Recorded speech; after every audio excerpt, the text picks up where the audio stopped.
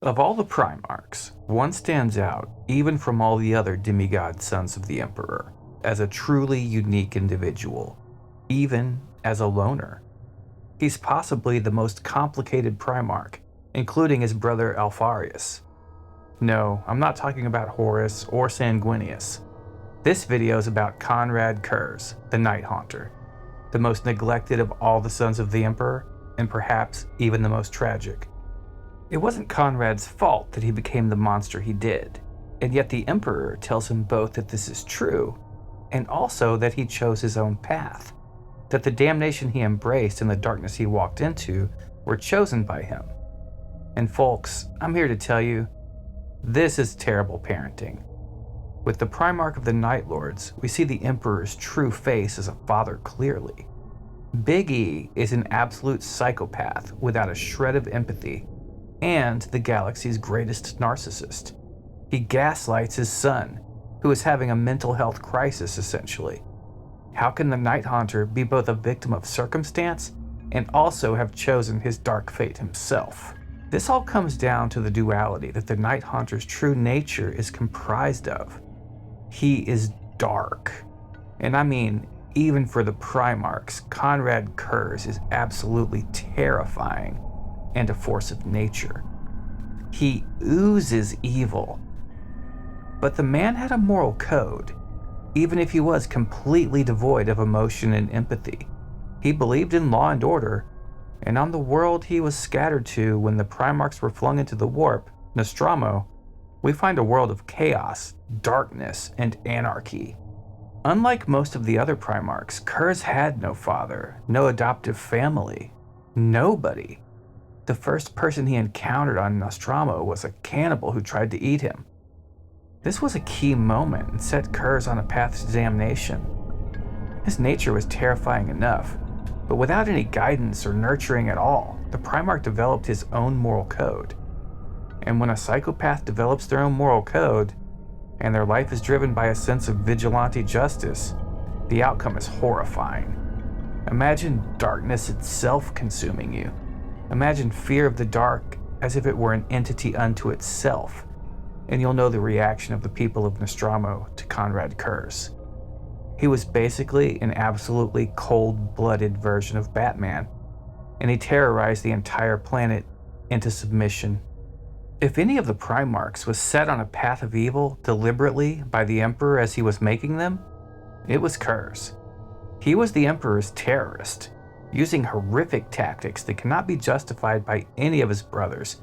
The Night Haunter and his legion culled population after population.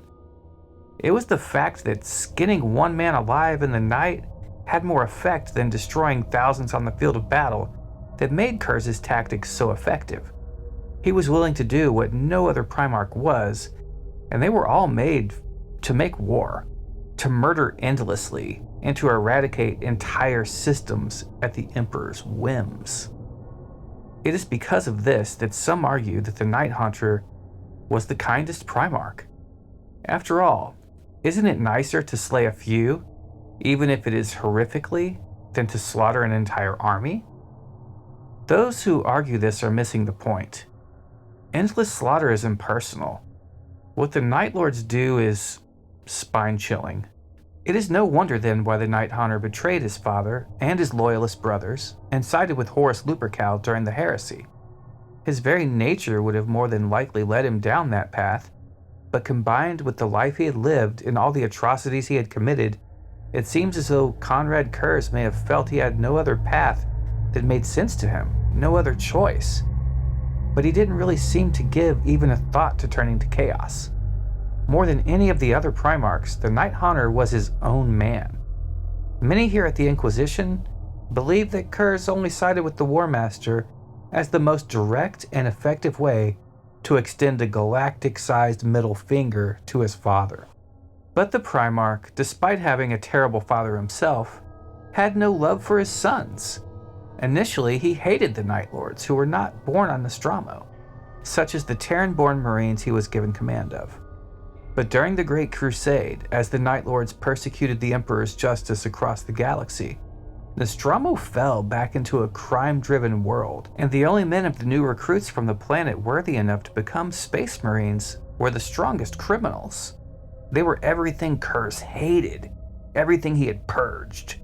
In fact, the Night Haunter developed a contempt for his legion that was nearly as strong as his contempt for the Emperor. It was the fact that the Night Haunter was prescient and could see the future that drove him to madness. Like many of his Primarch brothers, he was plagued with visions of the future, and it made him an incredible warrior.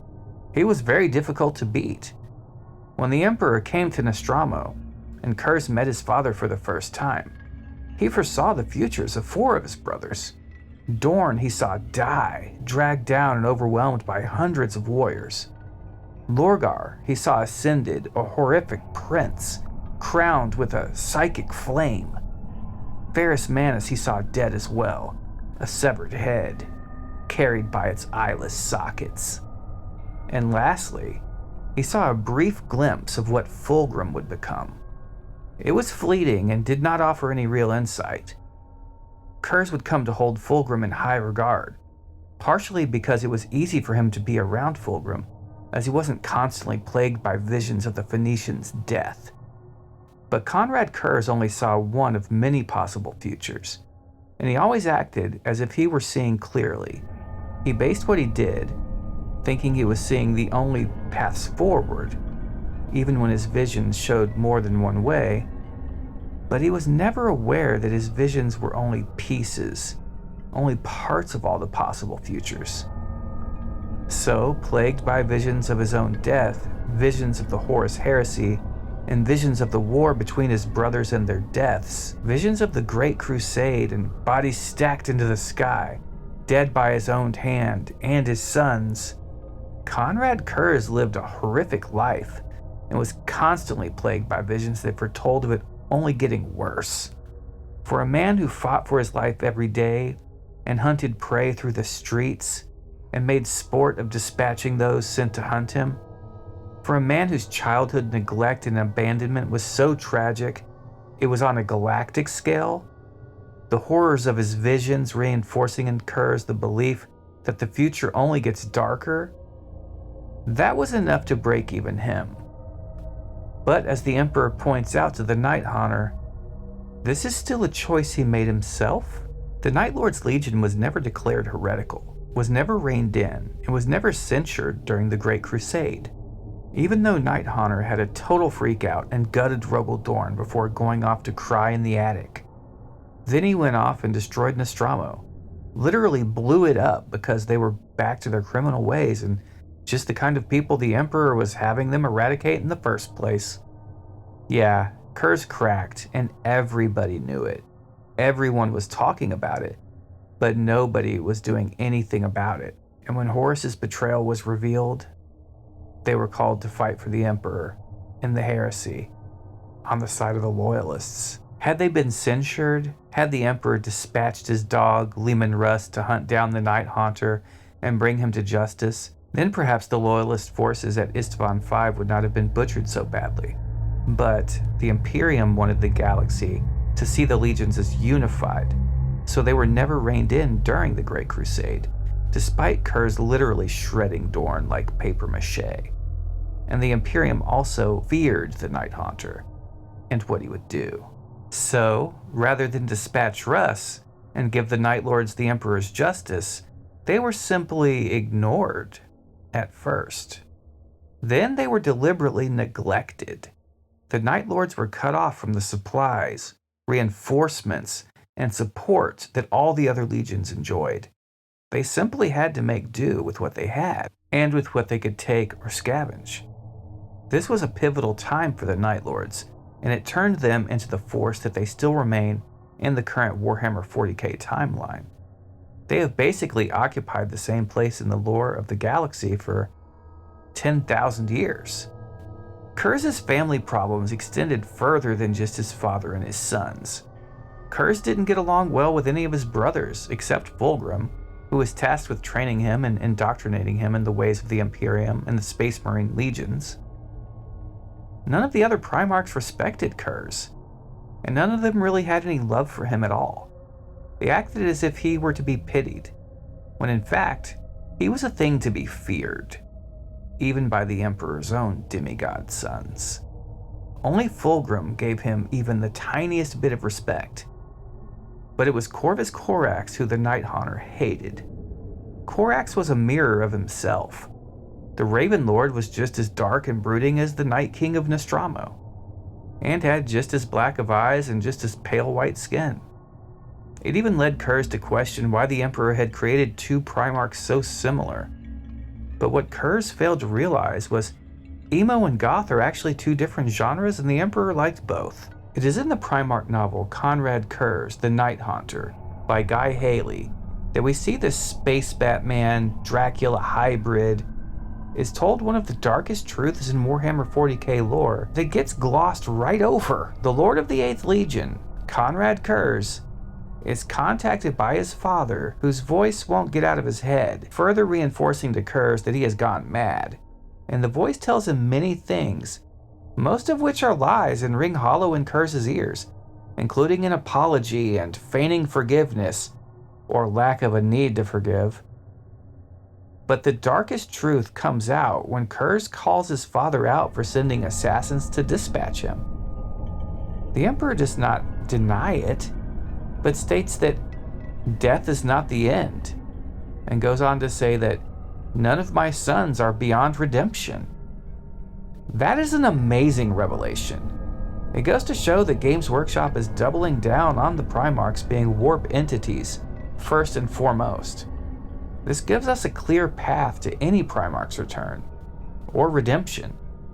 Death is not the end for Primarchs, according to the Emperor of Mankind himself. And who would know better? But it is the Emperor's massive hypocrisy that Curze most has a problem with. Curze knows that Big E ordered him to do everything he did, designed him to do everything he did, but the Chaos Gods got in the way, scattering the Primarchs throughout the galaxy.